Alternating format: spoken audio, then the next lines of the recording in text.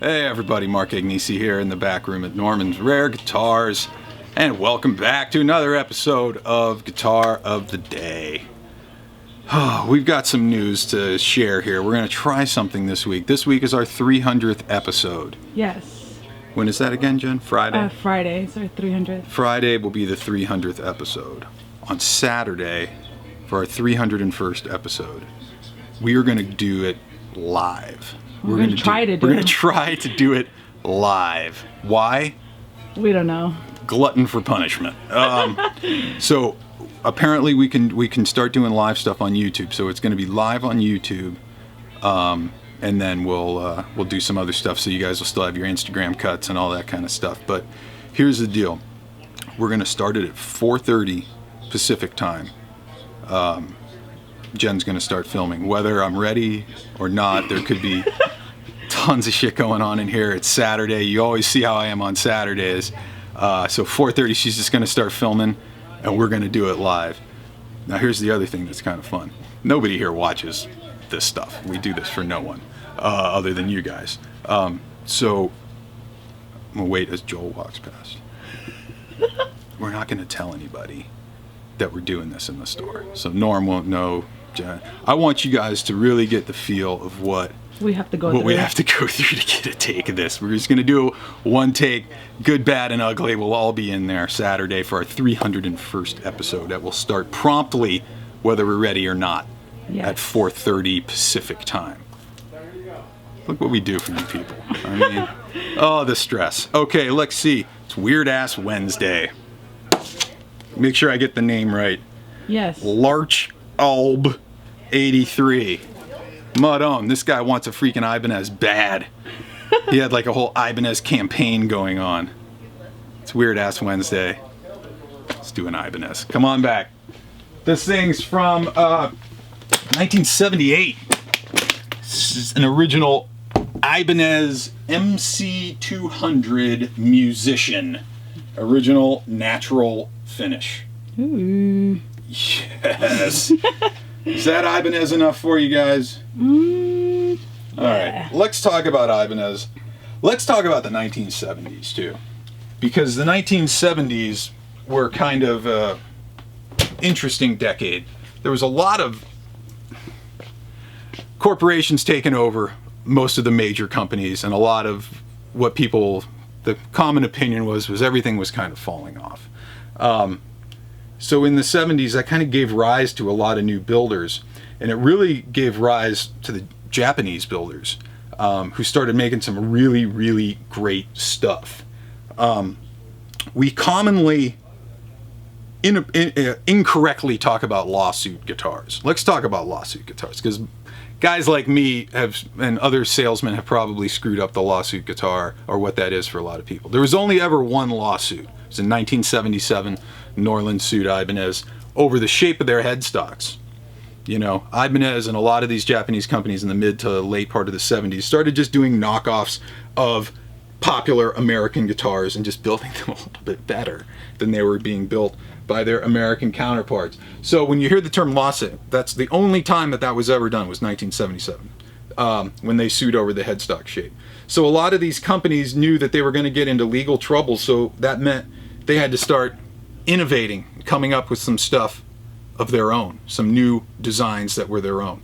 Ibanez was one of those companies. Aria Pro was another one of those companies. Court. There was a lot of these Japanese builders that were just taking off. Now, trend-wise, in the 70s, late part of the 70s, there was two things going on: bells and whistles and complete simplicity. So when you talk bells and whistles, we're talking BC Rich. Remember we did that bitch 10-string? There was like 16 different little switches and knobs and preamps and stuff. Yeah. Alembic was doing the same thing. Everybody was going into these crazy active electronic preamp section craziness, neck through construction, lots of exotic woods and stuff like that.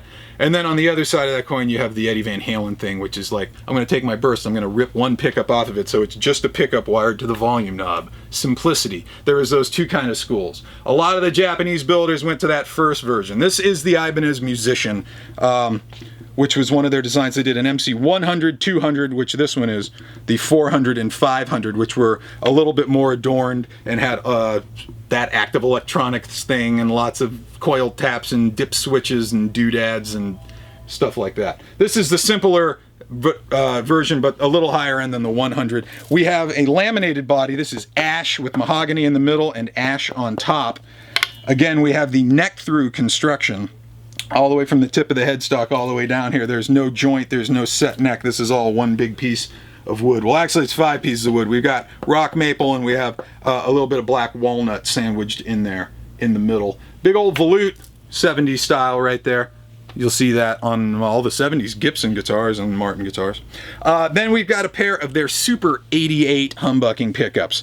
Now this one is passive, but these are still the hottest, loudest, most sustaining humbucking pickups I've ever heard. It's nuts.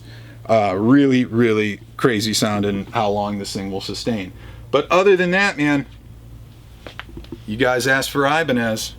Here it is. I got you Ibanez. Larch Alb 83. Here's your Ibanez, dude. Oh, and Dave Butcher. What's up, dude? What's up? Hey. What's up, dog? Let's go plug this thing in. See what it'll do. All right, we're out front. We have the 1978 Ibanez MC-200 Musician. Original natural ash finish. Ass. That's a piece of ash. Hilarious. Plugging it into a 410 Hot Rod DeVille. What else? All EQs at noon. Just a little bit of reverb. Let's start up on that neck Super 88 humbucker. See how it rocks here.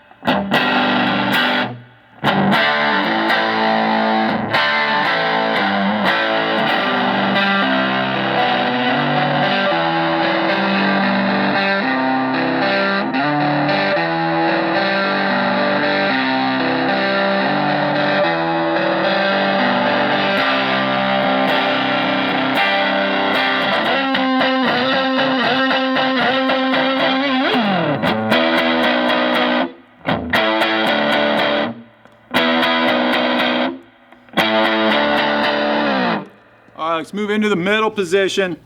Let's hear a combination of both of those pickups together. See what we got here.